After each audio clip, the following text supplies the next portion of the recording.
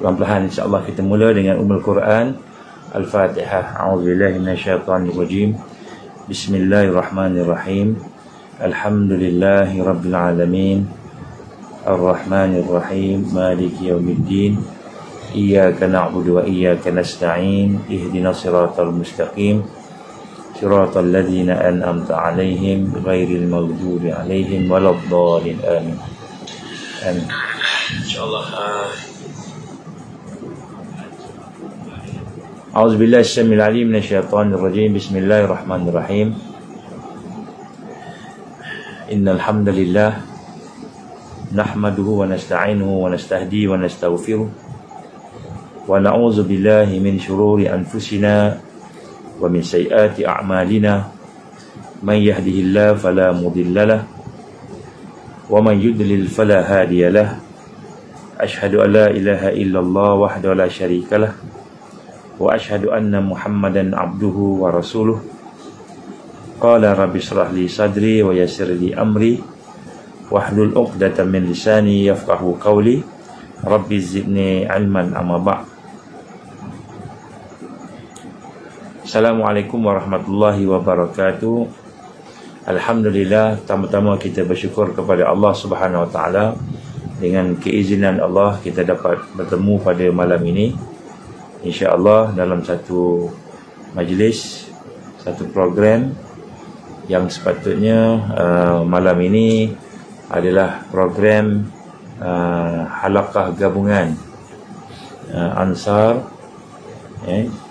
iaitu mereka yang berminat untuk duduk dalam tarbiyah di dalam sistem dakwah, dan insya-Allah pada malam ni saya tak berapa sihat sangat, tapi insya-Allah kita cubalah, sebab batuk masih ada lagi.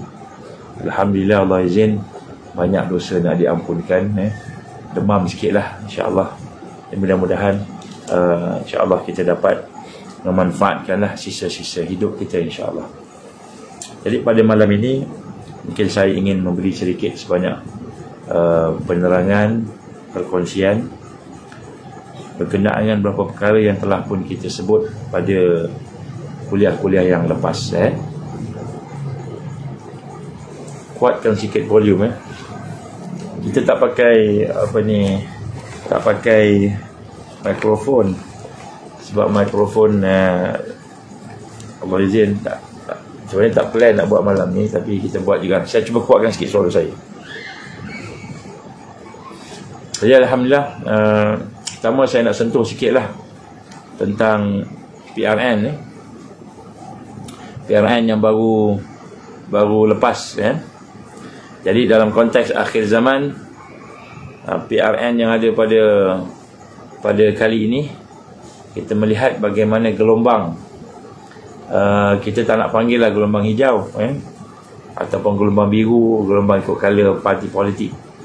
Tapi sebenarnya yang kita nak panggil di sini ialah gelombang kesedaran di kalangan orang-orang ataupun manusia, tidak kira agama. Oh, slow Saya pun tak tahu nak buat macam mana. Saya kena dekat sikit kot Saya kena kuat sikit lah, insya-Allah. Saya cuba kuat sikit.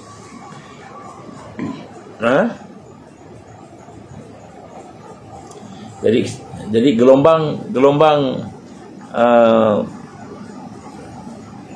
kesedaran manusia telah mula menjadi semakin jelas. Jadi bukan hanya gelombang hijau, tapi sebenarnya gelombang kebangkitan. Dan gelombang kebangkitan ini ialah gelombang yang memang kita tengok merata-rata, bukan hanya di Malaysia, tetapi di seluruh dunia. Kita melihat orang-orang yang bukan Islam pun, semakin mendekati fitrah. Kenapa? Kerana kita melihat di dalam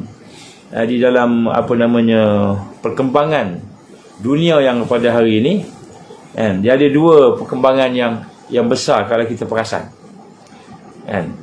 Yang tak perasan ada 5, yang perasan ada 2. Yang pertama sekali ialah gelombang di mana manusia itu mula melihat perkara yang magic-magic, ajaib-ajaib, sihir, sains yang luar biasa. Contohnya AI, application of AI, artificial intelligence.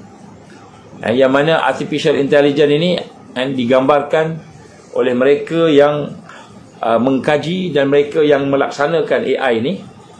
Mereka ingin menggunakan application AI ini sebagai satu yang advance, sehingga digambarkan baru-baru ini, tapi dalam false check, dalam fact checker, dia kata false, claim ni false kan. Iaitu AI digunakan untuk nak review semula Bible Kristian. Disebut oleh Klaus Schwab, WEF, World Economic Forum. Tapi kalau kita check dalam fact checker, dia kata false. Tak apalah, kalau dia tak mengaku pun tak apa, tak ada masalah. Tapi perkara ini telah pun disebut sebenarnya di dalam beberapa perkara, di dalam beberapa penerangan mereka sebelum ini yang saya pernah bentang, iaitu mereka memang ingin menjadikan agama baru. Agama baru itu ialah agama techno-religious, dipanggil techno-religious, teknologi dan religious, digabungkan sains dan religion. Dia pernah menceritakan sampai peringkat dia mengatakan mereka akan review semula Bible. Dia akan detect kat mana yang salah, yang mana yang betul dalam Bible, dan menggunakan artificial intelligence. Jadi tidak mustahil selepas itu dia akan buat pula kepada Al-Quran.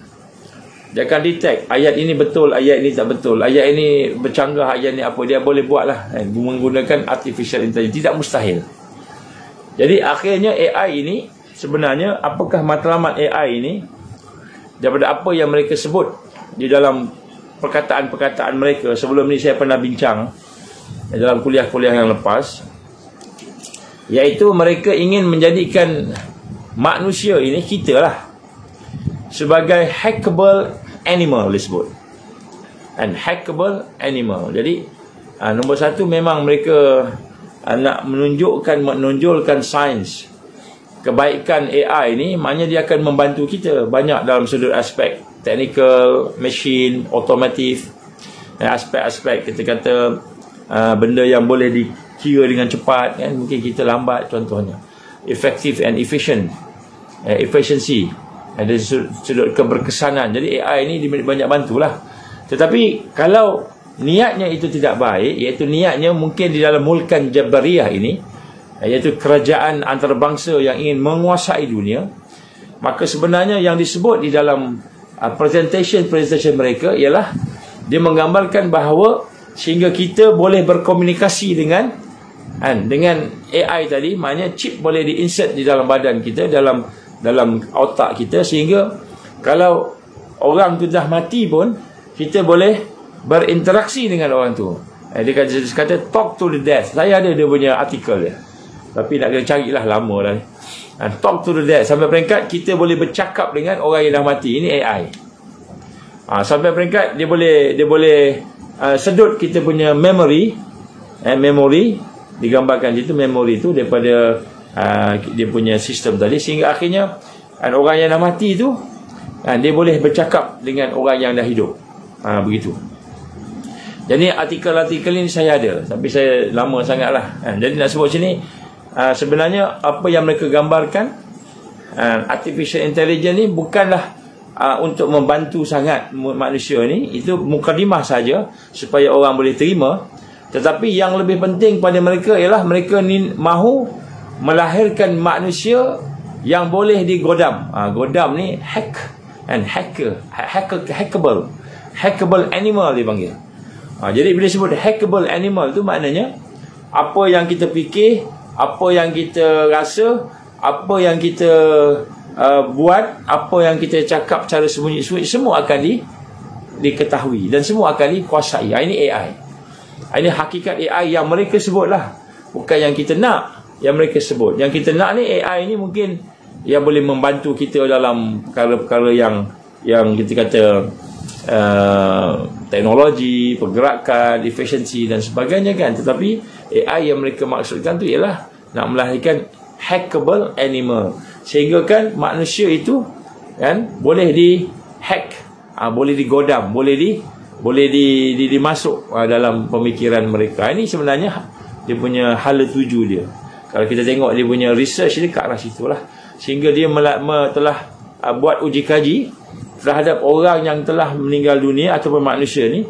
Dia akan ambil memory yang ada, dan kemudian daripada memory itu dia akan develop program ataupun develop programmable software yang mana memory itu akan boleh hidup dan kita boleh bercakap, seolah-olah kita pakai virtual reality itu, sampai kita boleh tengok orang dah mati, kemudian orang tu boleh cakap dengan kita, mak ayah kita contohnya dan sebagainya. Jadi antara research yang mereka dah buat dah. Jadi bukanlah kita kata benda ni fantasi, tak, mereka dah buat dah, dan dah berjaya pun sebahagian daripada research tersebut. Jadi ini adalah perkara yang kita sedang. Sebab tu hari ini kita digambarkan akan ada banyak perkara-perkara berkaitan dengan teknologi yang nak dipersembahkan kepada manusia, sehingga kita pun akan diminta supaya dimasukkan chip. Ada chipnya, ada kita kata dipanggil apa, graphene oxide contohnya, yang boleh masuk dalam badan dan boleh bertindak sebagai receiver and transmitter kepada tubuh badan kita. Dan ini antara perkara-perkara yang dikaji oleh para saintis lah. Bismillah. Jadi kalau kita tak tahu yang ni, kita ingat AI ni sekadar mesin aja kan. Naik kereta, dia ada kontrol, automatic control dan sebagainya. Tapi sebenarnya dia lebih daripada itu lagi. Jadi kita melihat antara yang kita nampak sekarang ni ialah bagaimana ditonjolkan tentang perkara-perkara yang bersangkut dengan paranormal contohnya. Mula ada nampak orang sihir mula berleluasa. Kita tengok orang buat magic ni belakang-belakang, gelap-gelap je, nampak tak nampak, dia tutup-tutup je. Tapi sekarang buat magic kat depan-depan. Jadi ada di kalangannya memang nampak macam trik, ada kalangannya memang sihir, ada kalanya memang sihir, dan ada juga di kalangan apa yang digambarkan oleh para yang mengkaji. Bila kita mengkaji semula apa yang berlaku, dia menggunakan aspek hipnotis. Hipnotis ni ialah menggunakan subconscious mind. Subconscious mind, otak di bawah sedar kita, dan kemudian digabungkan pula dengan sains, digabungkan dengan sihir. Jadi jin lah, maknanya syaitan. Jadi maknanya benda-benda ni dah mula nampak. Ini antara yang terang-terang lah. Kemudian yang kedua nampak ialah orang dah mula nak jadi baik, buat baik. Kejahatan dah melampau, sampaikan kita katakan ramai orang dah muak dengan kejahatan. Sebut pasal rasuah, tapi dia pun buat rasuah. Sebut pasal rasuah, tapi dia pun terima rasuah, dia pun sokong orang rasuah dan sebagainya. Jadi perkara-perkara ini antara perkara yang berlaku di hadapan kita yang kita nampak, dan inilah merupakan hala tuju. Dua perkara ni. Yang pertama, perkara manusia nak jadi baik. Manusia yang rasa bosan dengan apa namanya kejahatan ni, macam sekarang ni kita lihat bagaimana alhamdulillah orang-orang Melayu kita, orang Islam lah kita sebut, orang Islam, walaupun mungkin agamanya tidaklah sehebat mana, mungkin iman pun tidaklah, kita ni iman taklah sehebat mana, tapi kecenderungan kepada kebaikan tu dah ada. Ini semua adalah tanda-tanda bahawa kebangkitan itu semakin dekat. InsyaAllah Islam akan bangkit semakin dekat. Dan ini merupakan perkara yang Allah susun. Dan bukan hanya sekadar orang-orang yang beriman atau orang Islam sahaja yang mula cenderung kepada kebaikan, tetapi orang bukan Islam, orang yang non-Muslim, yang bukan Islam, ataupun yang not revert yet dipanggil, orang yang belum masuk Islam lagi, pun sekarang sudah mula melihat kepada kebaikan, dan mereka menyokong kebaikan. Mereka tak naklah benda-benda yang karut-karut, marut-marut ni kan. Kalau kita tengok dalam kempen pilihan raya baru-baru ni pun banyak sebut pasal stability, cleanliness, bersih, stable, prihatin dan sebagainya. Jadi saya nak mengucapkan, saya tak tahulah nak mengucapkan tahniah ke takziah kepada yang menang, tapi saya mengucapkan supaya mudah-mudahan mereka yang diberikan oleh Allah kuasa untuk memerintah 3 negeri bagi PN, 3 negeri bagi PH, supaya menggunakan kuasa yang diberikan oleh Allah itu sebagai suatu amanah dan bertanggungjawab. Kerana yang penting bukan menang, yang penting ialah kita melaksanakan amanah. Bukan namanya parti amanah saja, tapi nak sebut kat sini semua yang ada itu adalah amanah. Siapa yang menang berat sebenarnya. Jadi sebab itulah bagi mereka yang menang, saya tak tahu nak cakap takziah ke ataupun tahniah ke kan. Tetapi yang penting bila Allah dah izinkan kita menang ataupun kita telah mendapat tanggungjawab tadi, maka laksanakanlah amanah dengan baik dan betul, kerana setiap itu akan dikira oleh Allah. Adalah yang berpandangan bahawa kita tak payah terlibat langsung dengan sistem demokrasi ini. Setengah-tengah panggil demokrasi kan. Jangan libat langsung. Jadi tak apalah. Ini dipanggil ijtihad siasi. Jadi dalam hari ini kalau kita setuju dengan pilihan raya demokrat tidak, kita tak sokong demokrasi. Saya dah sebut daripada penangan-penangan yang lepas, demokrasi ini sebenarnya is not Islamic kan? Dia bukan Islamic. Asasnya pun bukan Al-Quran dan Sunnah. Jadi kita memang tak sokong demokrasi, terutamanya demokrasi yang ada pada hari ini lah kan, yang mana asasnya bukan asas Islam. Tetapi dalam rangka untuk menjaga kita kata siasah-siasah yang lain dengan kaedah-kaedah syarak, insyaAllah siapa-siapa yang berhajat kita boleh bincang lah. Tapi sebenarnya ada kaedah-kaedah mereka yang telah terlibat tadi itu, maka laksanakanlah amanah dengan yang terbaik.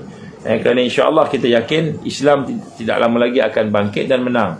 Islam akan menang insyaAllah. Jadi tidak ada satu, bagi kita tak risaulah siapa yang menang, siapa yang kalah tu.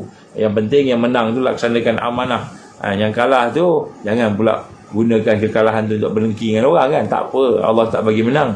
Tapi kita jadikan setiap perkara yang berlaku ini satu yang lebih besar. Kita akan bincang pada malam ini insyaAllah. Baik.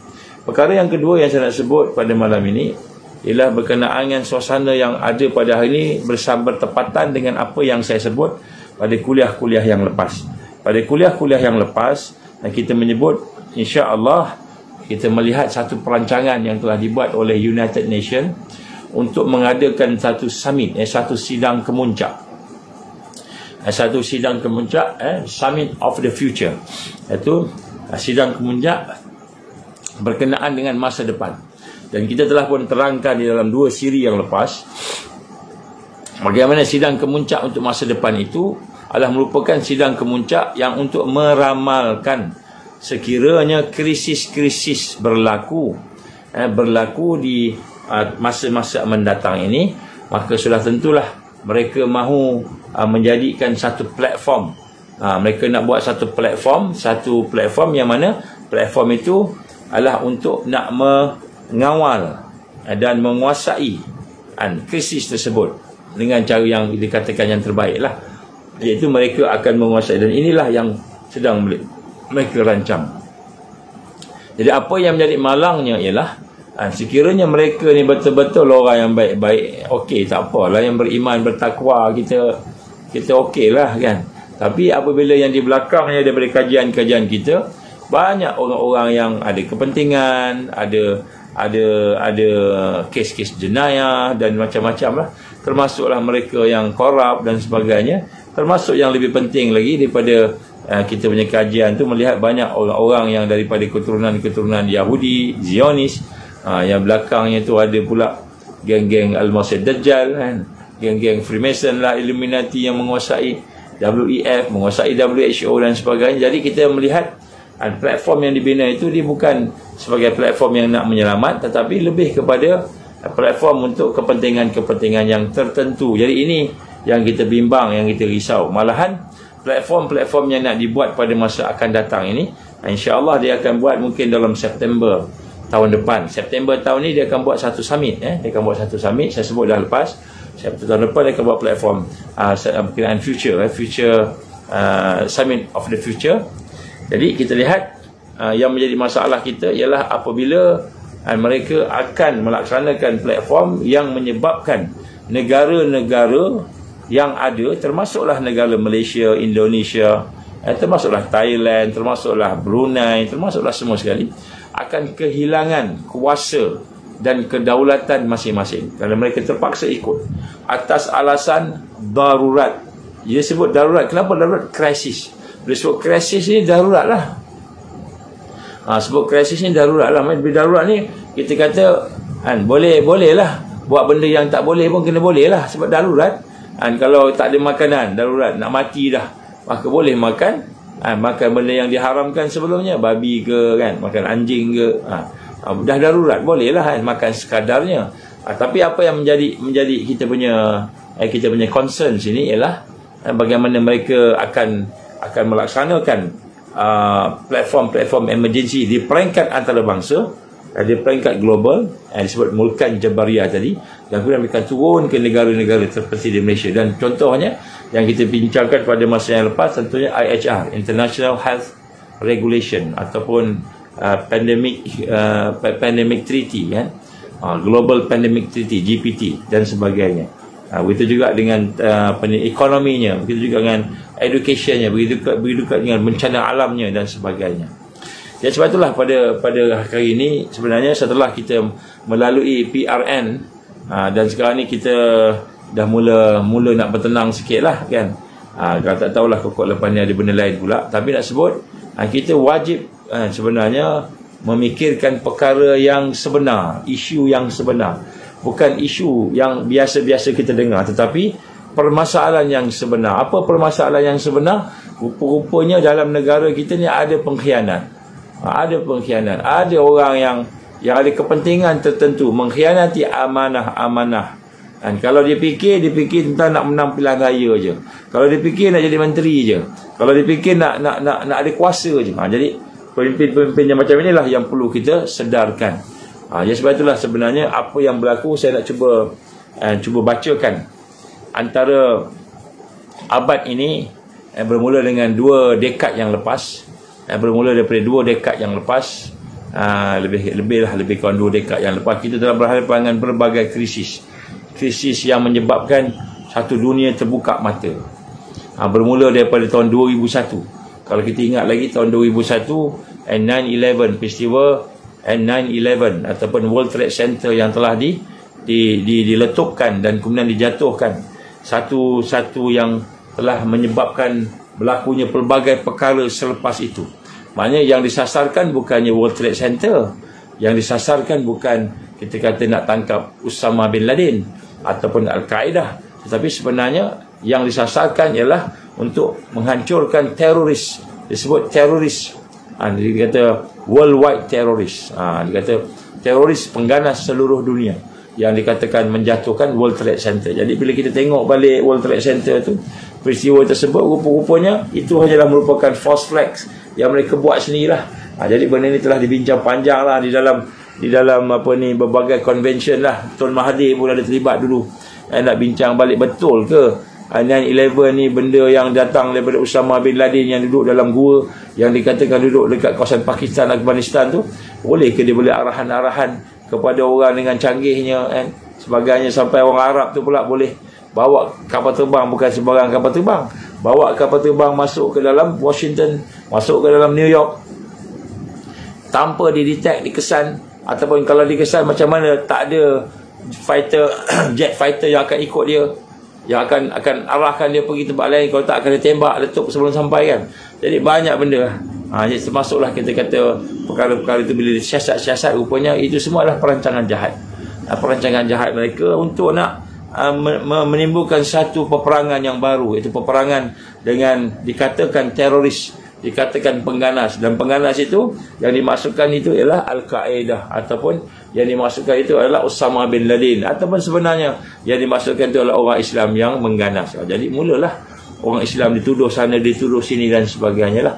Daripada situlah mula menjadi satu lesen siapa-siapa yang dituduh sebagai ISIS, IS kan? Dulunya Al-Qaeda, betul, ISIS international jadi international. Maka kalau dia dituduh sebagai ISIS, maka dia boleh disekat seluruh keuangan dia, boleh ditahan semua harta dia, malahan boleh ditangkap tanpa siasat, macam mana yang berlaku sekarang ni lah.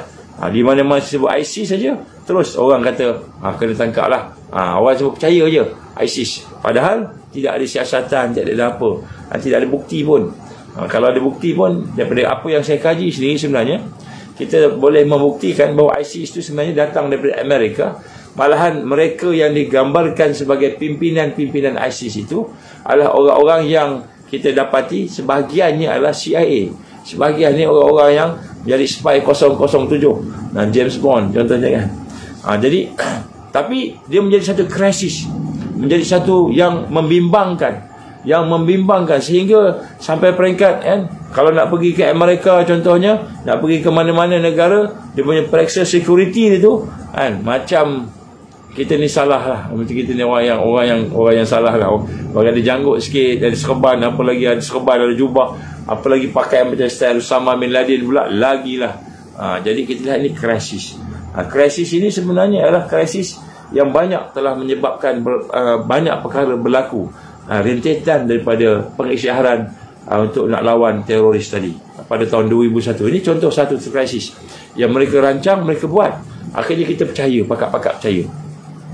So alhamdulillah saya mendapati Tun Mahathir masa tu dengan di bawah Global Leader Foundation gitulah, telah membuat satu macam convention menengok, menyiasat sebagainya, dan alhamdulillah memang itu semua dikata sebagai konspirasi, pakatan jahat lah, pakatan jahat. Dan kemudian begitu juga kita lihat berlaku krisis yang kedua. Yang krisis yang kedua ni pada tahun 2008 ni disebut financial crisis.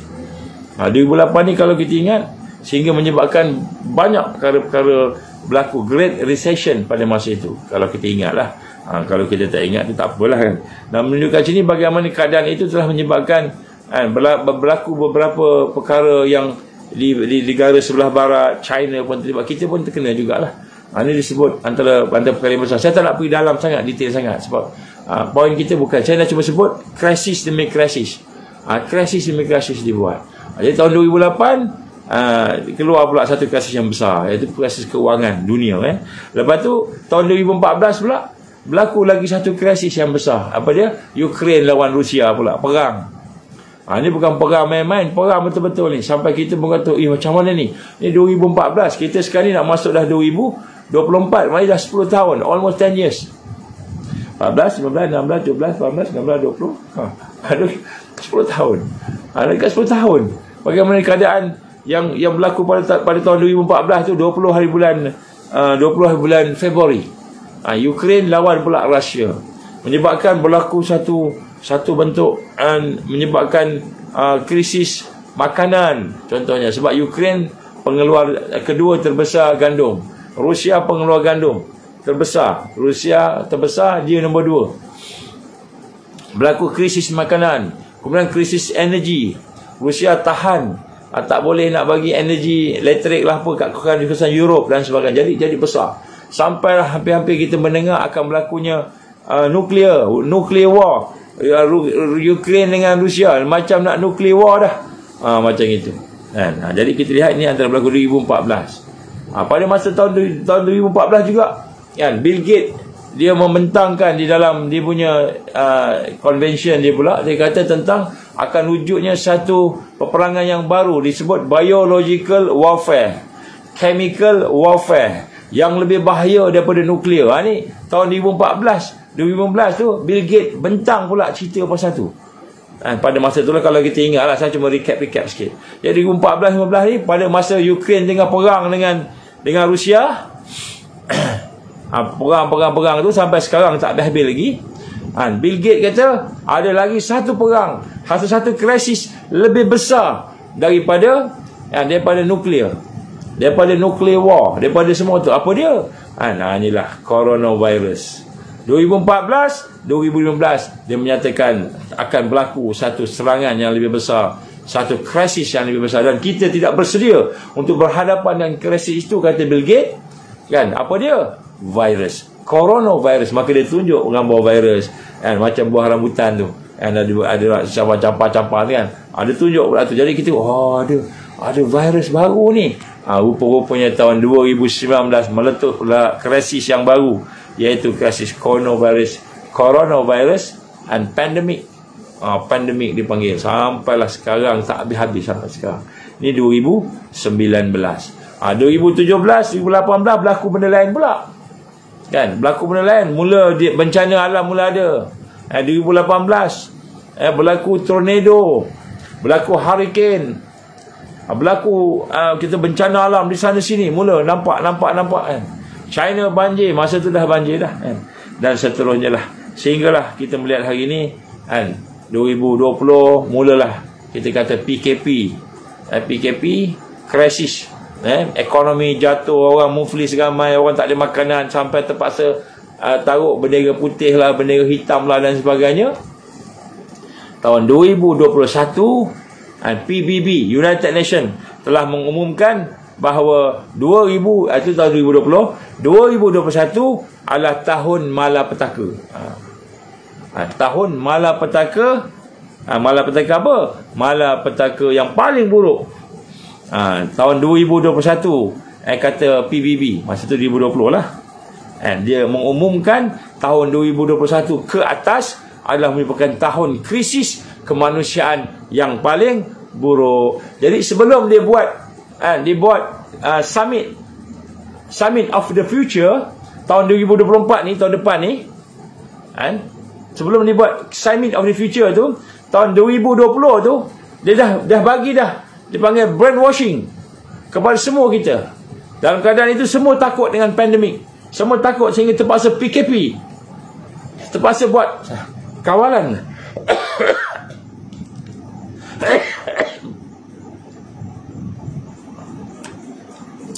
Kuarantin dan sebagainya, semua pakat takut belaka. Tahun 2020 tu coronavirus, Disember 2019 kan. Jadi maknanya nak sebut kat sini kan, 2020 dah mula kuarantin semua sekali. Tahun 2020 lah dia mengatakan, PBB mengeluarkan satu kenyataan, satu laporan dalam portal dia. Malahan dia telah contohnya ketua program makanan sedunia David Beasley telah mengatakan bahawa akan ada kebuluran berlaku. 12 negara dijangka akan berlaku kebuluran. Maksudnya bencana yang kesan daripada pandemik. Ini kesan pandemik.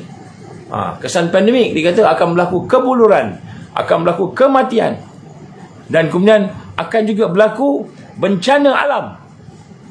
Bencana alam. Jadi tahun 2020 tu dia dah cerita dah akan berlaku krisis makanan, berlaku krisis bencana alam, berlaku krisis ekonomi. Dia dah cerita dah tahun 2020 tu. Kenapa dia cerita, kita kata memang tahun 2018, 2019, 2017 tu dah ada banyak krisis dah dari sudut bencana ni. Kalau hurricane satu, hurricane tu boleh pecah 3. Kalau kita kata tornado tu, satu tempat tu di Arkansas, kalau tak silap, di Amerika, daripada satu tornado dia boleh pecah sampai 100 tornado dalam satu hari. Tornado pecah. Jadi satu yang pelik. Ini tak termasuk kita sebut gempa bumi yang di Turki baru lepas. Kan, di mana gempa bumi itu berlaku dalam keadaan yang pelik. Pelik kenapa? Di bahagian atas saja yang berlaku, atas kerak bumi. Dan kemudian dia berlaku pada tempat-tempat yang tertentu saja. Dia terpilih. Dia bukan tempat yang semua tempat kena. Kalau selalu kena satu tempat kena semua sekali kan. Ni tempat ni kena, tempat ni tak kena, tempat ni kena, tak kena kan. Jadi ada macam satu planning lah macam itu kan. Jadi pada tahun 2020 United Nations dah menyatakan tahun-tahun krisis kemanusiaan yang paling buruk semenjak ditubuhkan PBB, iaitu 1944. Ini dia sebut dah dalam laporan dia. Jadi bila kita tengok balik apa yang mereka rancang ini tersusun.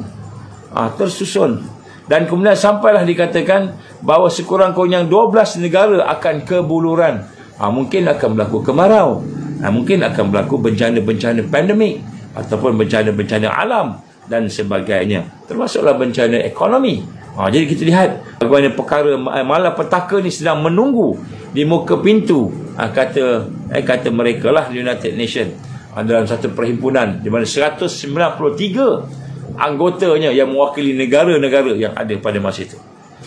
Dan kemudian di samping itu juga disebut tentang coronavirus, di mana 40% daripada bilangan penduduk dunia ini masih lagi memerlukan bantuan vaksin. Disebut. Ini semua laporan-laporan dia, saya baca je kan. Jadi di dunia ni malahan dia minta, United Nations minta pada tahun 2020 tu untuk tabung kemanusiaan sahaja. Dia minta sekurang-kurangnya 35 bilion Amerika US.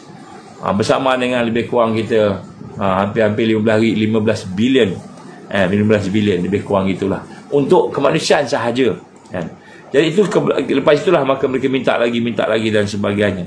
Jadi dikata negara yang miskin ini tak boleh dipijak oleh negara yang kaya. Nanti negara kaya tak nak bagi. Sebab tu dia kata lepas daripada dia mengumumkan akan berlaku krisis tadi, maka untuk menyelesaikan krisisnya, maka pada tahun 2024 akan datang ni kita akan bintang satu tajuk kan, Summit of the Future, iaitu sidang kemuncak untuk masa depan. Bagaimana kita nak menangani krisis demi krisis ini? Tak ada cara lain, kita kena letak satu dunia ini di bawah kepimpinan United Nations, iaitu bila hadapan dengan emergency, darurat, krisis, maka semua kena duduk di bawah United Nations. Maka sebagai untuk pengetahuan tuan-tuan perempuan, daripada apa maklumat yang saya dapat,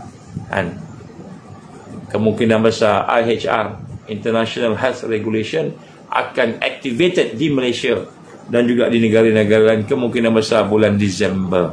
Apabila berlaku activated bulan Disember, maka sekiranya Allah izin benda itu berlaku dan kita terima tanpa bantahan, kita terima follow aja.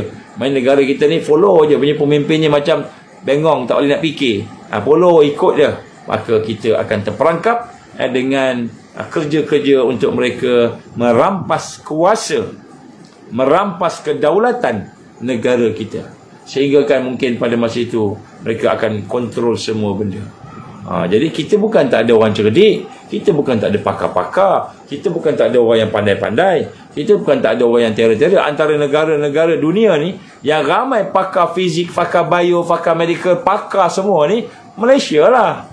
Habis kita nak pergi ikut pandangan dia pasal apa? Maka di sinilah kita tengok sebenarnya PRN, PRU, siapa pun yang menang, kita tak kisah siapa menang, itu terpulang pada rakyat nak memilih. Tetapi yang penting ialah pemimpin yang ada ni mesti faham apakah yang sedang berlaku pada hari ini, iaitu sungguh-sungguh mereka sedang merancang untuk menjajah negara kita melalui alasan krisis dan krisis. Sedangkan krisis itu boleh kita tangani, orang tempatan boleh tangani. Kita ada semua pakar, sebutlah pakar apa. Pakar nuklear pun kita ada. Saya ada kawan-kawan pakar nuklear, ada. Kita malahan kita ada Institut Nuklear negara dululah, sekarang rubah sikit. Itu atom dipanggil. Kita ada semua pakar. Pakar ekonomi kita ada, pakar kesihatan kita ada, pakar, semua pakar ada lah.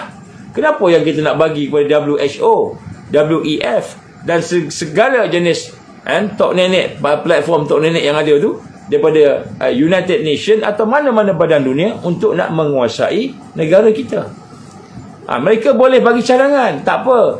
Saya nak cadangkan Malaysia buat PKP, iaitu pandemik, sempena dengan pandemik coronavirus contohlah ya.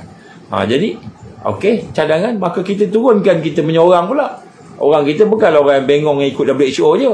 Orang yang betul-betul berfikir, orang yang betul-betul ada critical thinking, yang betul-betul buat research. Macam sekarang contohnya Profesor Mustafa Ali, yang bukan hanya ikut aja apa orang cakap, Prof Mustafa Ali, contohnya toksikologi, farmakologis, orang yang pakar, profesor, bukannya orang biasa-biasa, bukan macam saya ni. Orang profesor betul. Kita ada ramai lagi. Profesor Adlina contohnya. Banyak lagi profesor, doktor-doktor yang ada, yang kita boleh melihat dengan kritikal. Betul ke kita pandemik? Ke dia orang nak ambil kesempatan? Jadi apabila IHR itu berlaku Disember ini, sekiranya kerajaan kita just follow saja, maka kita tidak akan ada kuasa dah. Lepas tu Agong pun ikut dia. Tak kira lah siapa sultannya. Maka akan jadi macam lembu dicucuk hidung sahaja. PM akan jadi macam lembu cucuk hidung saja. Menteri pun hanya ikut perancangan dia sahaja. Inilah yang perlu kita faham. Mereka akan menumbuhkan platform-platform itu, yang mana platform-platform itu adalah merupakan tujuannya itu nak mengawal dan menjaga. Inilah disebutkan oleh Rasul sallallahu alaihi wasallam akan sampai satu masa di mana disebut mulkan jabbariyah, maknanya kerajaan yang diktator. Di mana kerajaan diktator tu? Negara kita mengalami bukanlah kerajaan diktator macam mana yang dimaksudkan. Negara kita masih lagi ada demokrasi, demokrasi berparlimen, raja berperlembagaan. Kita ada lagi raja, ada perlembagaan, ada raja, ada Islam sebagai agama rasmi. Artikel 3.3 kurungan 1 Walaupun artikel 4.4/1 menyatakan bahawa perlembagaan adalah kuasa yang paling tinggi dalam negara ni. Perlembagaan adalah kuasa paling tinggi dari sudut menentukan. Tapi artikel 4.1 itu perlembagaan. Dan Islam artikel 3/1 Islam sebagai agama resmi. 3/4 Islam tu walaupun dia hebat macam mana tak boleh lawan perlembagaan. Tapi kalau pemimpin kita pandai cerdik, boleh ubah perlembagaan tu, tak ada masalah. Dia boleh ubah kan. Jadi dengan parlimen lah kan. Dia nak sebut kat sini bagaimana kita ada raja, kita ada agung yang di-Pertuan Agong, kita ada parlimen, menteri, Perdana Menteri dan sebagainya. Jadi sepatutnya, dan kita juga ada agensi-agensi yang berwibawa, PDRM. PDRM ada dia punya intelijen dia. Kita ada military, askar kita ada intelijen dia. Kita ada MKN, Majlis Keselamatan Negara, yang menjaga keselamatan negara secara umum dan khusus. Pun ada dia punya intelijen dia, dia punya pakar dia. Jadi kenapa kita nak bagi kepada WHO? Kenapa kita nak bagi kepada WEF? Kenapa kita nak bagi kepada orang luar? Decide. Jadi kata apa yang kena dibuat oleh negara kita. Maka ini menunjukkan kita telah menjadikan negara kita ini sebagai negara yang duduk di bawah mereka. Kalau dikata ada pandemik, betul ke ada pandemik? Bukan kita tak ada akal boleh fikir betul tak betul. Tak ada punya mati, biasa je contohnya. Jadi kita boleh sebut okey, pandemik sebenarnya tak ada di Malaysia. Tapi mereka akan tekan Malaysia. Macam mana dia tekan? Dia dah keluarkan artikel. Dia menggambarkan bahawa Malaysia, mana-mana negara yang tidak mau comply dengan United Nations akan kena sabotage, akan diboykot, akan di-sanction, berlaku sanction pada mereka ni. Jadi inilah antara perkara-perkara yang kita nak kena sama-sama faham. Dan saya sebenarnya melihatkan perkara ini bukanlah kita sengaja, kita saja-saja cakap ni. Bukan saya cakap ni saja-saja. Tapi apa yang saya cakap ini ialah perkara yang telah dikaji oleh ramai pakar-pakar kita juga. Kami ada sahabat-sahabat kita, kawan-kawan kita daripada kalangan pakar. Semua pakar adalah insya-Allah. Termasuklah politik. Jadi kita nak sama-sama. Jadi ini antara perkara. Dan krisis juga yang bakal berlaku, yang sebenarnya sudah pun berlaku sekarang ini. Ini antara krisis yang lebih hebat lagi. Selain daripada krisis pandemik 2019, pandemik corona, penyakit berjangkit, kemudian krisis bencana alam yang digambarkan akan berlaku pada tahun 2020, digambarkan dah berlaku dah pun. Kita pun dah rasalah cuaca pelik-pelik sekarang ni kan. Lebih hebat lagi akan ada krisis ekonomi. Krisis ekonomi yang menyebabkan sampai peringkat orang nak makan pun tak ada. Kalau sebelum ni nak makan mungkin tak boleh. Kenapa? Kena PKP, kena kuarantin, tak boleh nak pergi beli makanan. Nak beli makanan pun dah kita kata susah. Contohnya tak boleh keluar, mungkin kena duduk kena kuarantin, kena duduk dalam kawasan rumah saja, tak boleh keluar contoh. Sampai peringkat krisis yang akan ditubuhkan itu ialah krisis dalam bentuk ekonomi. Antaranya dia akan menggunakan central bank digital currency. Kalau Malaysia daripada ringgit Malaysia dia akan tukar kepada rentas. Tak jadi dah ringgit Malaysia, rentas lepas ni. Jadi dan perkara ini dah berlaku pun. Dah berlaku di mana? Dah berlaku di tempat lain. Contohnya di Australia. Mungkin saya nak bacakan sikit lah. Kawan-kawan kita ada menghantar maklumat sikit lah. Australia dah berlaku dah sekarang. Di Australia mereka ke arah cash free, tak ada cash, no more cash, semua digital. Bismillah.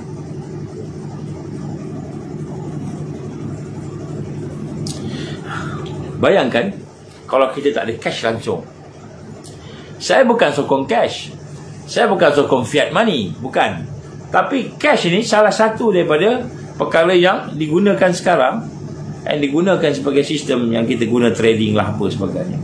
Sekarang dia buang cash, nak ganti digital 100%. Di Australia, tanpa amaran, without warning, all 4 major banks, 4 bank besar di Australia began limiting cash withdrawal in various cities. Dah mula nak keluar duit tak boleh kan, semua tak boleh keluar, Kerana apa? Kerana tidak boleh keluar lebih daripada 500 dolar US, dolar Aussie di sana lah. Kita ini bayangkan kita boleh keluar 500 cash 500 contoh. Dia akan berlaku ni. Apa yang berlaku kat luar akan berlaku kat negara kita ni. Dan kemudian government took 1 billion worth of notes out of circulation. Jadi government di Australia dah mula tarik 1 bilion duit fiat money tu lah. Namanya benda ni ke arah cashless. Ke arah cashless. Mana macam kita pun dah mula dah sekarang ni pun kan. Kita nak bayar apa kan semua pengguna digital dia. Kita ingat kita dah 90% menggunakan digital. Bismillah. Ada seorang kata baguslah guna digital ni. Baguslah kita tak payah nak bawa duit kan. Cuba bayangkan sistem down. Kita nak beli minyak nak habis dah. Tiba-tiba sistem down. Cash tak ada. Nak beli macam mana? Boleh tulis buku 5 ke? Buku 5 tu 555 tu kan, pergi kat Petron ataupun kat Petronas ke mana ke, tuan saya nak beli minyak ni, saya nak jalan balik Kuala Lumpur ni, jauh lagi ni kan, 200 km lagi, minyak saya nak habis dah. Jadi tapi sistem down macam mana? Minta maaf lah, sistem down tak boleh. Habis bila sistem ni tak tahulah, ada apa ni, elektrik kena perjalanan company station elektrik kena peti down semua, maka kata kita terpaksa tunggu TNB betulkan lah. Paling cepat pun dia kata 24 jam. Tak pasal-pasal kita bermalam dekat Petronas. Dapat bagus lah, kata Petronas boleh buat hotel pula kat situ kan. Bagus lah bagi Petronas. Dia nak sebut kat sini kan, cashless ni kadang-kadang dia akan menyebabkan dia lebih kontrol lagi, bila menguasai lagi. Kemudian kita nak transfer, nak bagi pada madrasah Ansar, madrasah Al-Ansar Ustaz Abdul Khairi di Johor, di mana di Kedah nak bagi pakai duit kan, tak boleh dah, kena pakai digital semua. Jadi kita bagi pula pakai digital, berapa bagi ni? 10,000. Nanti pihak income tax kata, kenapa kamu bagi pada madrasah ni? Kamu tak bayar cukai ni. Contohnya dah macam-macam cerita lah. Jadi kita nak sedekah pun dah susah, nak buat ni pun susah. Benda-benda yang selalu kita buat yang guna cash contoh. Jadi ini contoh. Jadi akan ada krisis ekonomi, krisis digital, kita kata current central bank digital currency 100%. Jadi ini antara krisis-krisis yang akan dibuat lah. Jadi menyebabkan kita susah lah. Nak transaction tak boleh dah. Akhirnya berlaku merompak lah. Orang mula merompak, jenayah mula naik dan sebagainya. Di Australia dah berlaku. Jadi ini adalah contoh-contoh yang mana kita melihat bagaimana keadaan yang berlaku di negara-negara yang di luar. Sekarang ni akan berlaku di negara kita, di mana mereka akan jadi. Sebab tu kepimpinan negara perlu sedar akan perancangan pada peringkat antarabangsa. Dan kita pula sebagai rakyat kena tahu, kena faham, supaya kita tidak hanya follow aja. Habis macam mana kita nak buat? Kita dah lantik dia sebagai ketua, maka kita kena bagilah cadangan pada mereka. Kita kena bagilah sokongan-sokongan kepada usaha-usaha untuk supaya kita tidak hanya follow je blindly kan, ikut cara buta. Baik, saya sebut satu benda, beberapa benda lah sini. Ini adalah perkara statistik yang kita dapat daripada JPN, Jabatan Pendaftaran Negara. Jabatan Pendaftaran Negara. Jadi dalam statistik ini kita melihat daripada tahun saya tak pasti tahun berapa ni, 2023 tentang kelahiran, kematian dan tentang apa dipanggil pengangkatan, perkahwinan, perceraian, perkewarganegaraan dan sebagainya lah. Ini sumbernya ialah perkhidmatan transaksi kaunter JPN. Ini saya dapat daripada pengkalan data Jabatan Pendaftaran Negara Malaysia. Ini ada orang hantar lah, saya tak tahulah betul tak betul, tolong cek lah. Tapi saya nak sebut kat sini, dan tahun 2023 ni digambarkan, saya tengok kematian daripada bulan Januari, Februari, Mac, April, Mei dan Jun. Kita bulan 8 sekarang ni kan. So Januari sampai Jun, bulan 6 Jun tak sampai Julai. Kematian negara kita 98,508 orang kematian. Jadi daripada ni kematiannya ialah 98,508 orang. Ini yang tercatat. Ini hampir-hampir 100,000. Berapa bulan? Januari, Februari, Mac, April, Mei, Jun. 6 bulan. Jadi daripada 6 bulan ni kita dapati kematian kita sebanyak 98,000, katalah 100,000. Jadi ni krisis ni, tengah krisis ni. Selalunya 1 tahun tu baru berapa? 100,000 lebih, mungkin 100 tahun. 100 tahun, 1 tahun contohlah. Jadi saya ada data-data yang banyak yang sebelum saya ada, tapi saya nak sebut ini. Jadi data ni mengejutkan. Saya tengok data ni, saya kata betul ke dalam masa 6 bulan yang belakang, daripada Januari tu, tak sampai bulan 8 ni, sampai bulan 6 je, kematiannya 98,000, hampir-hampir 100,000. Jadi saya nak tanya dengan apa ni, KKM, apa masalah kita ni? Kita masih pandemik lagi ke? Ataupun yang mati itu sebab apa? Oh, mungkin yang mati itu sebab jantung lah, sebab macam-macam kan, disebutlah macam itu. Tapi adakah sebab jantung, sebab macam-macam tu kan? Kalau kita tengok statistik kita yang sebelum-sebelum ni kan, sampai mati begitu. Hari ni kita melihat bagaimana keadaan orang-orang yang meninggal dunia, yang mengejut ni, mati mengejut ni, luar biasa. Luar biasa. Bukannya ikut kebiasaan mati sakit jantung, tiba-tiba ramai, tak ada apa-apa pun sakit jantung. Budak-budak pun mati sakit jantung pun ada. Kan, jadi orang yang nak buang apa, bersalin dan meninggal dunia pun, anak-anak pun ramai. Jadi kita nak tahu benda ini semua adalah bentuk-bentuk perkara yang sedang berlaku. Contohnya di negara kita ni, krisis-krisis yang ada. Walaupun kita tidak apa, saya sebenarnya saya cek tadi, saya pergi tengok ke portal JPN, portal JPN, Jabatan Perdana Negara, Kementerian Dalam Negeri, statistik dalam talian 2023, perkahwinan, penceraian, dan saya ambil kematian lah. Saya ambil kematian dalam masa 6 bulan, lebih kurang 98,508 orang mati. 98.5 and 100,000 lah, lebih kurang 100,000 lah kan. Jadi di sinilah kita lihat, kematian boleh tahan, ramai kan. Jadi macam mana boleh ramai mati ni? Apa sebab dia ni? Jadi KKM kena siasat. Kenapa yang tiba-tiba ramai orang sakit jantung? Jadi mungkin dia kata ramai orang isap rokok lah, ramai orang tak jaga kesihatan lah dan sebagainya. Tak apalah, kalau kita betul benda tu, kita jadikan sebagai satu panduan supaya rakyat kita tahu bahawa sekarang ni kita ada silent killer, kan? Ada pembunuh-pembunuh yang silent, yang kita tak tahu, tiba-tiba mati je. Kita dengar juga sahabat-sahabat kita daripada cikgu-cikgu yang ada di dalam Kementerian Pendidikan dan sebagainya, bilangan yang meninggal pun ramai.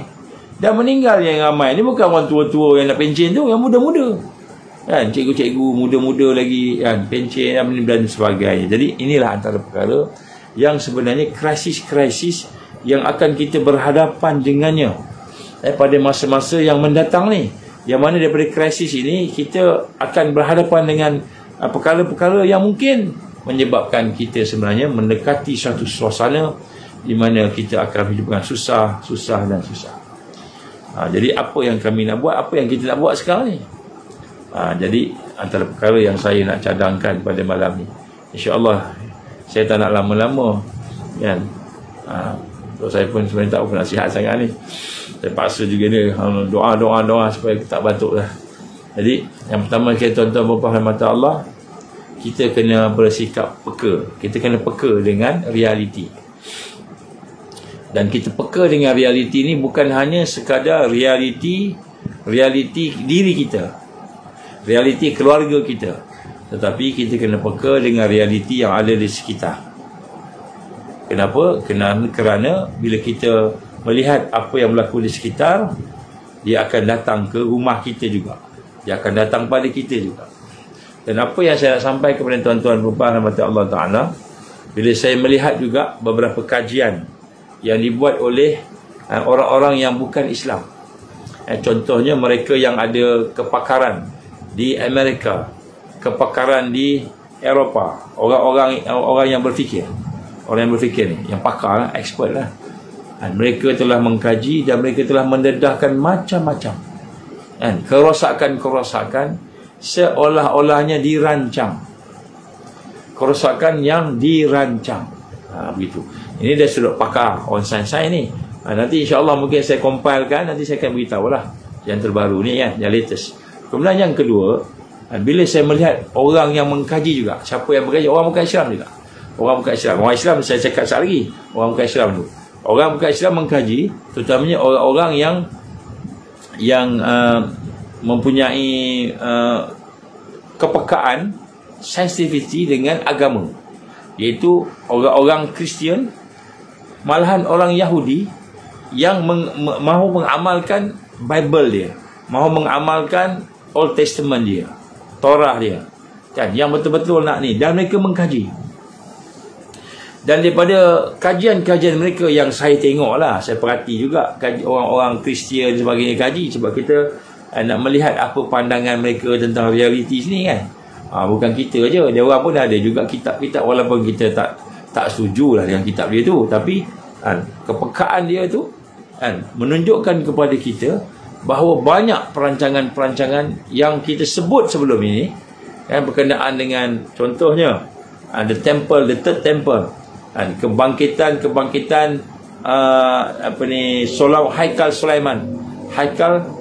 Haikal Sulaiman temple kan, ataupun Solomon temple tadi kan, pun dah menjadi satu yang besar. Cuma kita tak dengar cerita tu. Mereka sekarang dah bincang nak buat masa bila, nak buat macam mana. Maknanya sekarang mereka tengah tunggu hari je,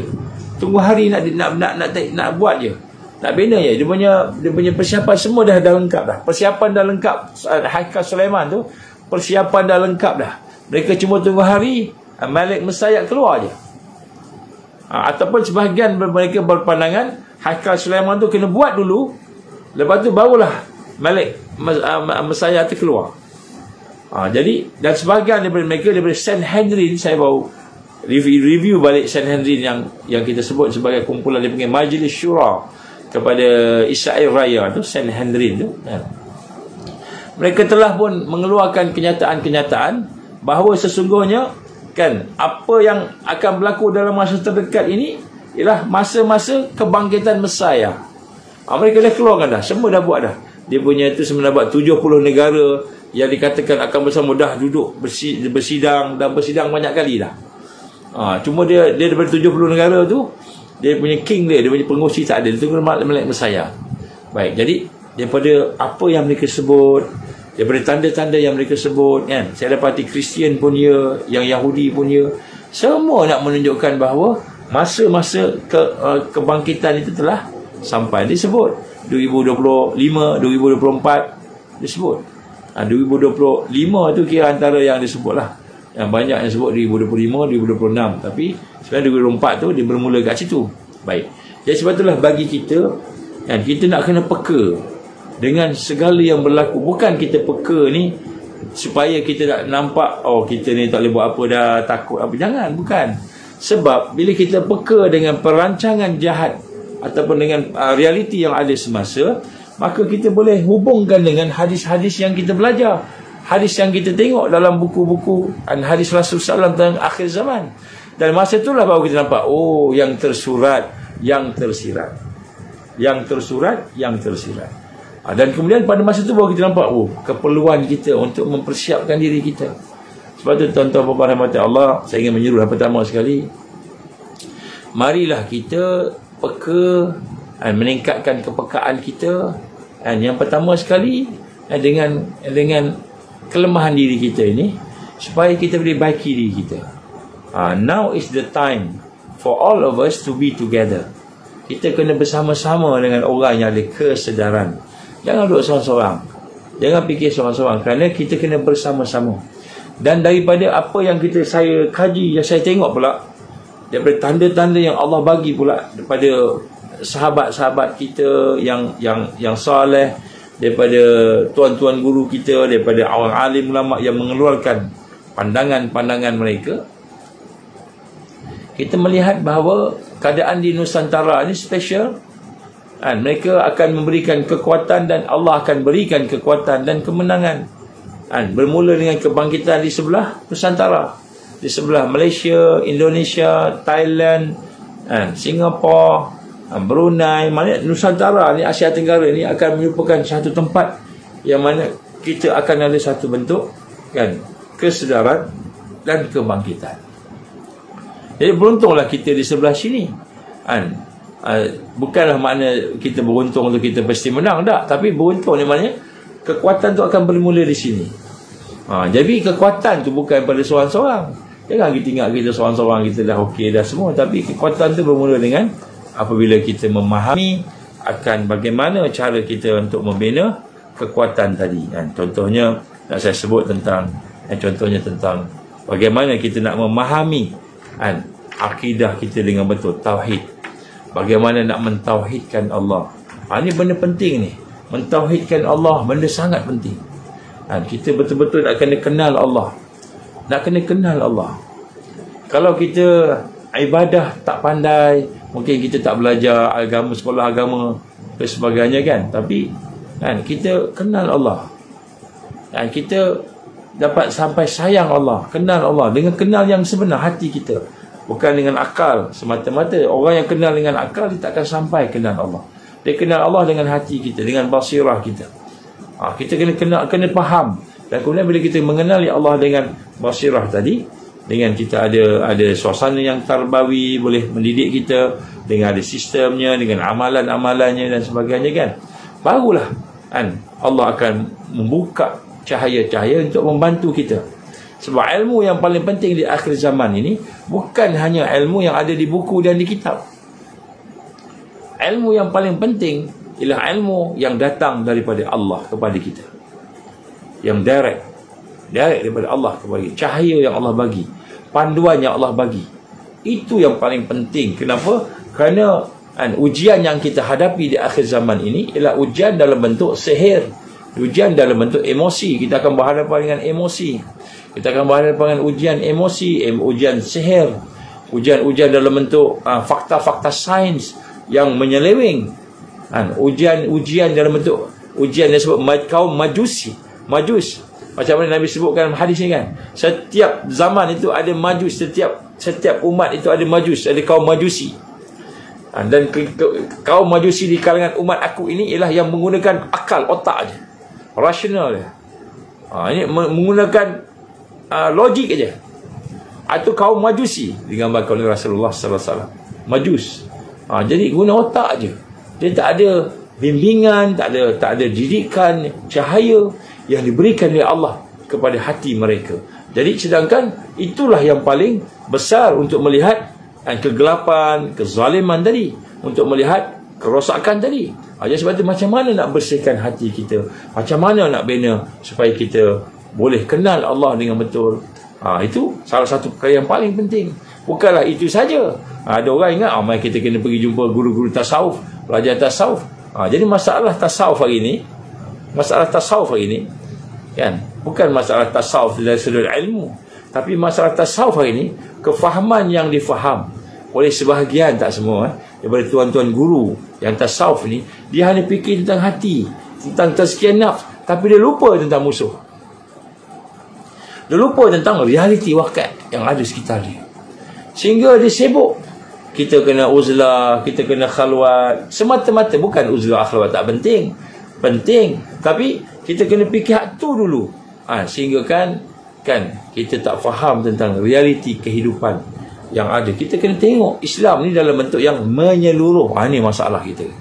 Orang nampak Islam ni apa yang dia minat ni. Kalau dia minat tarikat, dia pun pergi tarikat. Amal hadis, amal zikir, hizib sampai ribu-ribu, ratus ribu satu hari. Tapi dia tak kisah apa yang berlaku di luar. Orang ajak sampai peringkat besok perlu berjihad pun, dia tak payah. Tak payahlah, aku nak bersihkan diri aku. Ini semua adalah merupakan masalah-masalah yang ada di hadapan kita ni. Kan, bukan maknanya kita kata tasawuf sahaja, bukan. Tasawuf, tazkiyah nafs, pembersihan jiwa itu sebagai asas. Tetapi kita kena faham juga pada masa yang sama sistem Islam, supaya kita boleh membina kekuatan Bagaimana yang Allah gambarkan, wa'iddu lahum mastata'tum min quwwah. Jadi kita kena persiapkan, kita kena bersedia untuk membina daripada apa yang ada pada kita ni, kekuatan-kekuatan. Apa kekuatan tu kalau bukan Islam? Apa kekuatan kalau bukan Islam? Sebab tu digambarkan di dalam ulama-ulama muhakkikin, Imam Ghazali contohnya, bagaimana dia menggambarkan kita kena tengok juga sosial dari sudut kemasyarakatan, tengok sebagainya. Bukan hanya fikir. Memang Imam Ghazali ni alhamdulillah seorang yang muhakkikin. Imam Ghazali ni luar biasa kan. Dia punya ilmunya, dia punya penghayatannya, dia punya tazkiyah dia, betul-betul dia punya tasawuf tadi kan. Tetapi kita lihat bagaimana yang dipahami oleh orang hari ni tidak sama. Jadi kita kena seimbangkan. Ada satu keseimbangan. Yang pertama, kebersihan hati. Kita kena faham macam mana bersihkan hati. Yang kedua, faham macam mana nak tegakkan Islam. Jadi dua aspek. Satu aspek tarbiyah dan dakwah. Kemudian aspek jihad fi sabilillah. So kita kena faham tiga-tiga ni. Jadi tuan-tuan dan puan, saya menyerulah, kalau ada kesempatan, kalau boleh, kita boleh bertemu muka, bersama-sama berbincang-bincang, untuk nak melihat semula tentang apa yang sepatutnya kita lakukan pada hari ini, secara bersama-sama. Kita kena bergabung semua tuan-tuan guru, semua madrasah, semua NGO, semua pertubuhan, semua parti politik kan. Tapi parti politik ni dia ada punya isu di sini kan. Tak kira lah apa, semua orang yang beriman, yang ikhlas, marilah sama-sama kita bergabung, sama-sama kita berbincang nak buat macam mana. Dan kita tak boleh fikir Malaysia je. Kalau kita fikir Malaysia je, maka kita akan duduk di bawah kepompong penjajahan. Sebab penjajah dah bentuk dah. Malaysia, Indonesia. Kan Thailand. Jadi kita kata orang Thailand fikir Thailand je, orang Malaysia fikir Malaysia je, orang Indonesia fikir Indonesia. Sedangkan sunnah kemenangan, sunnah kekuatan ummah bukan terpisah-pisah ikut negeri, ikut negara, tetapi kena bersatu. Semua orang beriman bersatu, semua orang Islam bersatu, sinergi membina kekuatan. Masa itulah pertolongan Allah akan datang. Tapi hari ni kita fikir banyak nak sendiri-sendiri je, nak pisah-pisah je, nak berpecah-pecah je kan. Kita tak terfikir bahawa sebenarnya bila kita berpecah tu, kita mengikut perancangan syaitan. Sebab tu Allah gambarkan, ya ayyuhallazina amanu udkhulu fis silmi kafah wala tattabi'u khutuwati syaitan innahu lakum aduwwum mubin. Wahai orang beriman, kamu masuk Islam secara menyeluruh. Maknanya kamu semua bukan saja buat seorang-seorang, kena bersatu bersama. Semua kena bersama.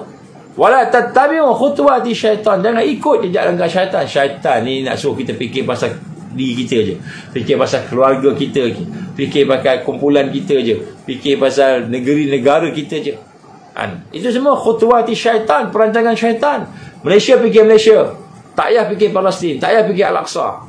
Thailand fikir Thailand, tak payah fikir saudaranya di Myanmar, tak payah fikir di Indonesia, tak payah fikir masing-masing je.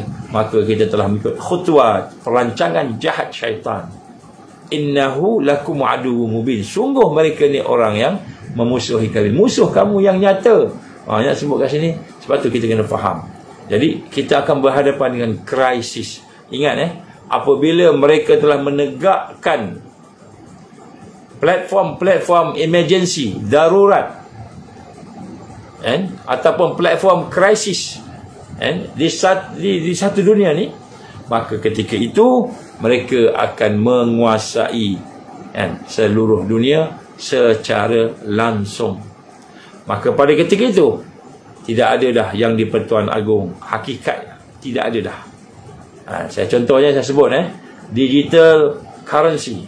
Contoh saya sebut digital currency. Sekiranya 100% digital currency berjalan, maka maknanya mereka telah kontrol semua wang ringgit pada kita, harta kita, semua recorded. Kalau tak recorded, dikata sebagai sesuatu yang menyalahi undang-undang.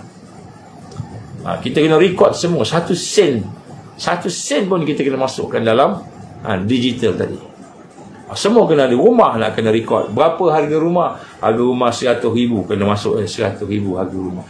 Kereta berapa, kereta harganya 20,000 harga kereta, contohlah. Istana berapa? Agung pun. Pergerakan ni akan dimonitor.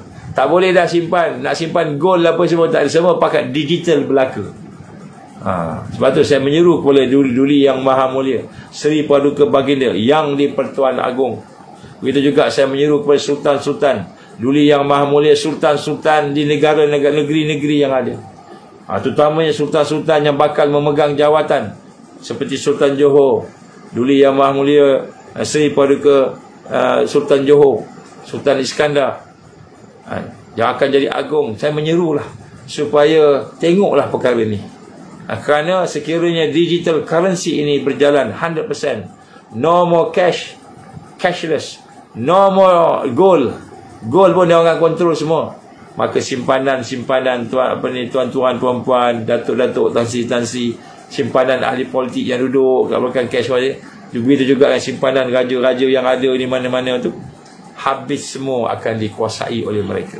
Dan bila mereka dah kuasai itu, mereka akan melihat ini sebagai satu yang akan dikontrol dan kuasa. Jadi sebab itulah bila platform emergency dalam kesihatan WHO, emergency di dalam ekonomi WEF, World Bank, IMF, emergency di dalam malapetaka sebagainya, WHO juga, dan macam-macam lah, askar, tentera United States. Bila emergency platform dibuat, maka kedaulatan negara, kita kata keselamatan negara, semua akan terancam, dipegang oleh orang antarabangsa, bukan lagi anak Malaysia, bukan lagi orang kita lah. Jadi sinilah kita lihat bagaimana kita perlu memahami perkara ini. InsyaAllah jika ada kesempatan saya akan cuba dalamkan lagi, saya akan detailkan lagi tentang planning mereka ini. Dan tapi yang paling penting sebenarnya bukan hanya mengetahui tentang planning tadi, yang paling penting adalah solusinya apa dia punya penyelesaiannya. InsyaAllah penyelesaian dah ada, cuma kadang-kadang ada banyak benda yang saya tak boleh cakap lah dekat FB ni. Saat lagi FB ni kena tutup pula, ataupun saat lagi macam-macam akan kena lah. So maknanya ada bahagian-bahagian yang kena perlu kepada pertemuan dan perjumpaan. InsyaAllah kalau ada kesempatan tuan-tuan perempuan, kita lapangkan masa, ziarahlah kami, kita boleh bincang-bincang. Kita boleh panjangkan kepada tuan-tuan guru kita boleh panjangkan kepada pengurusi persatuan kita, pertubuhan kita boleh panjangkan kepada semua pimpinan masyarakat, pimpinan NGO, supaya kita boleh dapat gambaran secara menyeluruh.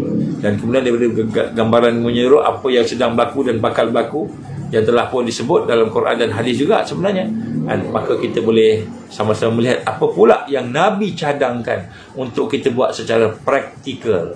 Yang saya boleh sebut kat sini umum aja. Tapi itu pun dah boleh lah kita faham sikit-sikit kan.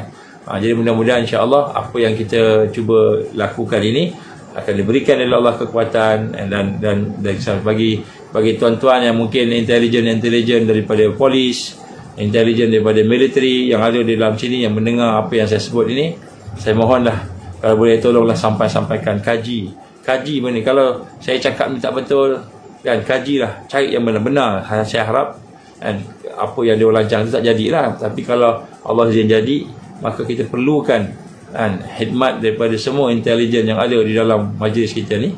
Sama ada intelijen daripada polis, intelijen daripada tentera, intelijen daripada mana-mana yang beriman, yang Islam ni, sama-sama mengkaji dan melihat hala tuju negara kita ni. Janganlah kita mengikut arus yang akan menjadikan kita ni pengkhianat kepada negara. Tak kira lah siapa kita anggota yang bawah, anggota yang atas, pegawai tertinggi, datuk seri, tan sri, raja-raja, tuanku, yang mana-mana dengar apa yang saya cakap ni sampai-sampai ni, maka doalah supaya kita termasuk di dalam golongan mereka yang akan melaksanakan tajdid dan bangkit di Nusantara. Ingat kebangkitan ni janji Allah. Kebangkitan ni Nabi dah sebut. Sallallahu alaihi wasallam, Nabi dah sebut kebangkitan ni. Jadi akan bangkit, kita tak boleh halang. Sebab itu perancangan Allah. Wa makaru wa makarallah wallahu khairul makirin. Mereka rancang jahat, Allah juga rancang kejahatan untuk mereka, dan Allah lah sebaik-baik perancangan. Dan sebut sini, mudah-mudahan kita ni jadi sebahagian daripada yang bangkit, tak banyak pun sikit, untuk bagi kemenangan Islam. Kemenangan tu Allah janji dah, insya-Allah tak lama. Bila mereka hentam Islam habis-habisan, lagi kuat hentam dia dengan platform krisis emergency yang saya sebut tadi, lagi banyak mereka bantai orang Islam, lagi cepat kita menang. Lagi kuat mereka buat, dia bunuh orang sini, dia bunuh orang sini, tangkap orang sini, ketua sana kena, semua-semua. Lagi banyak dia buat, lagi cepat Islam menang. Ini adalah rahsia pertolongan Allah. Sebab tu jangan kita lawan dengan awliya Allah, jangan kita lawan dengan mereka yang membantu agama Allah, kerana mereka telah isyhar, mereka telah isyhar memusuhi Allah, dan Allah isyhar perang pada mereka yang memusuhi awliya Allah. Jadi kita jadilah orang yang boleh menang, janganlah bersama orang yang kalah, kan? Jadi nampak macam dia pegang kontrol ekonomi apa semua, itu semua dia perasan Allah yang maha berkuasa. Sebab tu saya sebut tadi, kita perlu membina kekuatan iman, kekuatan kepahaman Islam, supaya kita faham sebenarnya yang berkuasa ni Allah, yang akan memberi kemenangan, kekalahan ni Allah. Dia yang maha berkuasa, dialah Tuhan segala-galanya. La haula wala quwata illa billah. Tidak ada daya, tidak ada kekuatan melainkan Allah. Jadi bila kita faham yang ini dengan proses tarbiyah yang betul tadi, insya-Allah kita tak takut dah. Walaupun dia ancam kita macam-macam, tak takut dah. Masa itulah orang yang tidak takut ini, kan, orang yang akan diberikan kemenangan dengan Allah. Saya nak simpul pesanan saya yang terakhir untuk malam ni. Selagi kita bersandar kepada makhluk, selagi kita takut kepada makhluk, kepada manusia, sistem, musuh, selagi kita rasa terancam dengan dunia,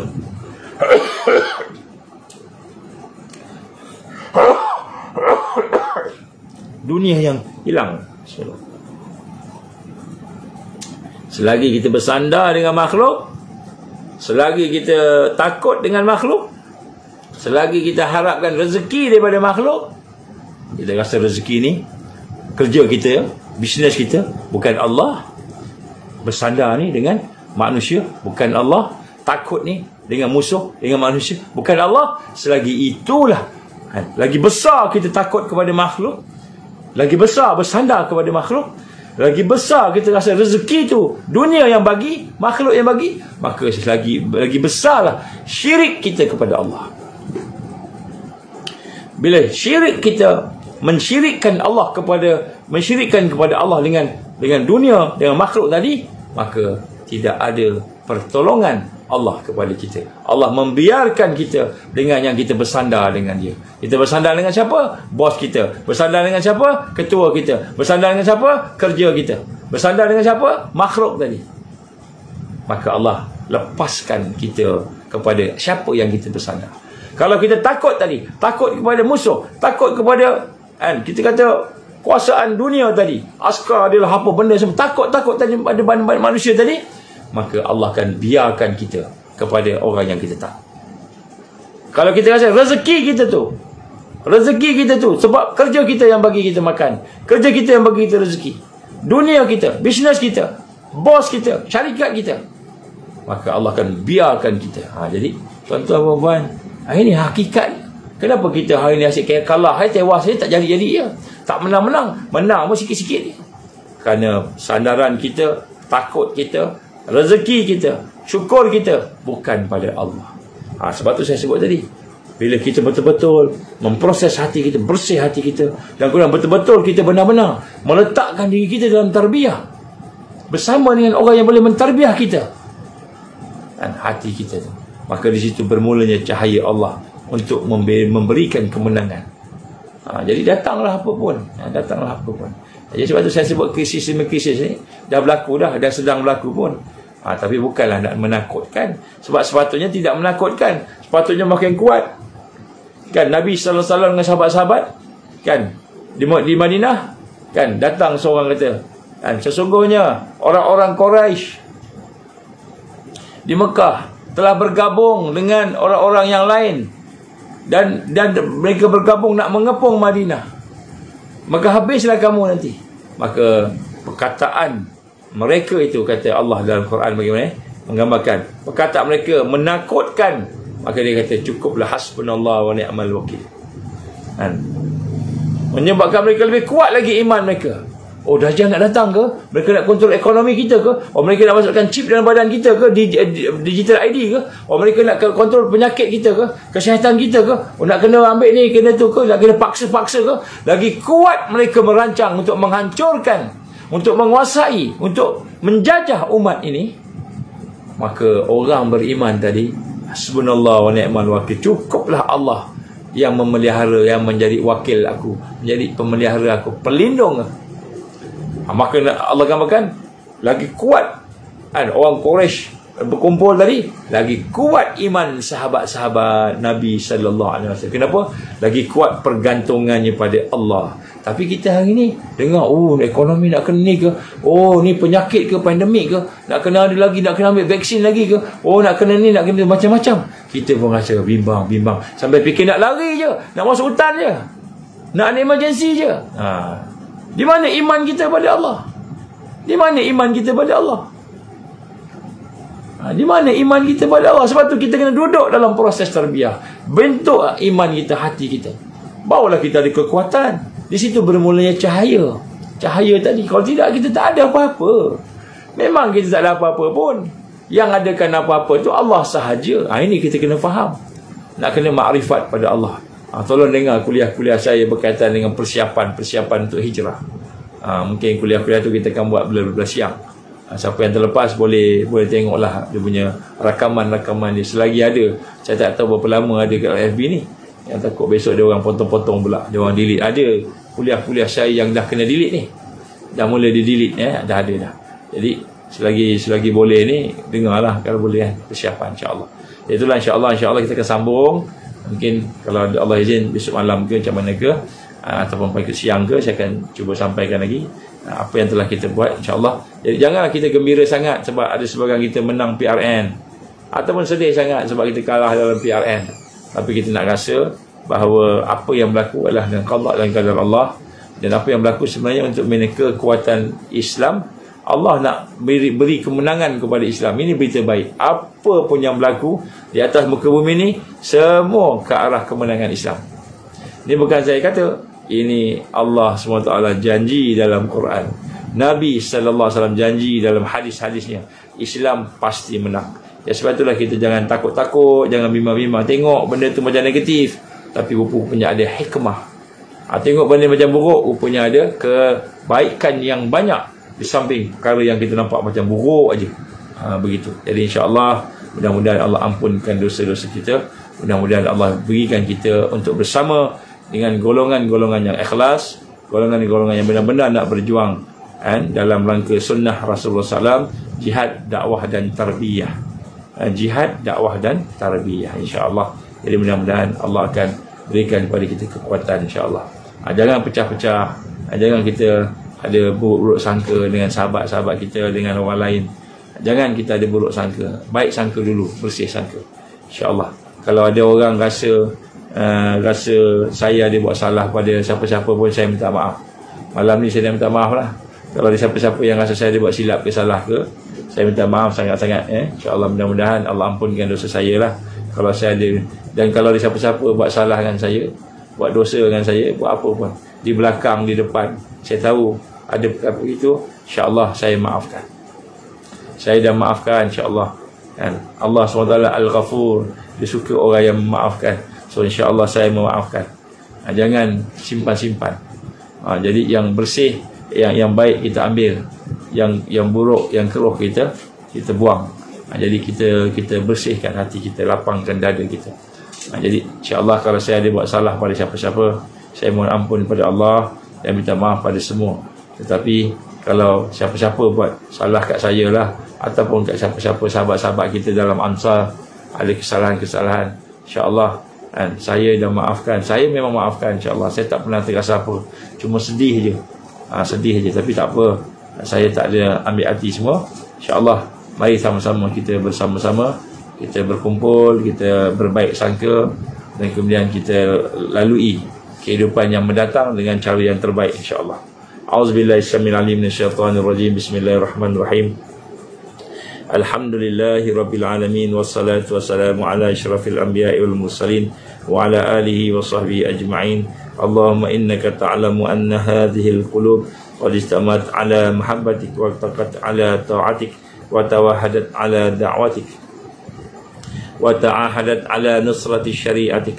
Fasik Allahumma rabitataha wa adimuddaha wahdiha subulaha wa amla'aha binurika allazi la yakhbu wa syarah suduraha bi faidil iman bik wa jamil tawakkuli alaik wa ahyiha bi ma'rifatik wa amit ala syati fi sabilik. Ya Allah, innaka ni'mal maula wa ni'man nasir.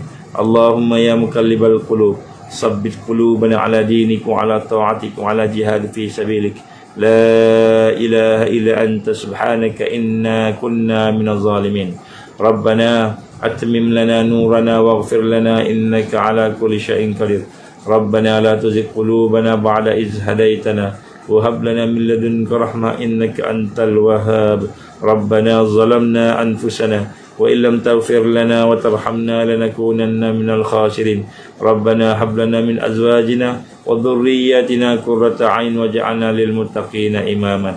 Rabbana atina fid dunya hasanah wa fil akhirati hasanatan wa qina azaban nar. Rabbana taqabbal du'ana innaka antas samiul alim wa tub alaina ya Allah innaka antat tawwabur rahim. Wa sallallahu ala sayyidina Muhammad wa ala alihi wa sahbihi wa baraka wa sallam. Subhana rabbika rabbil izzati amma yasifun wassalamun alal mursalin walhamdulillahi rabbil alamin. Subhanakallahumma wa bihamdik asyhadu an la ilaha illa anta astaghfiruka wa atubu ilaik. Bismillahirrahmanirrahim. Wal 'ashr innal insana lafi khusr illa alladzina amanu wa 'amilus shalihat wa tawasaw bil haqqi wa tawasaw bis sabr. Wabillahi taufiq wal hidayah. Assalamualaikum warahmatullahi wabarakatuh. InsyaAllah kita jumpa esok pagi dan mungkin juga malam, insyaAllah.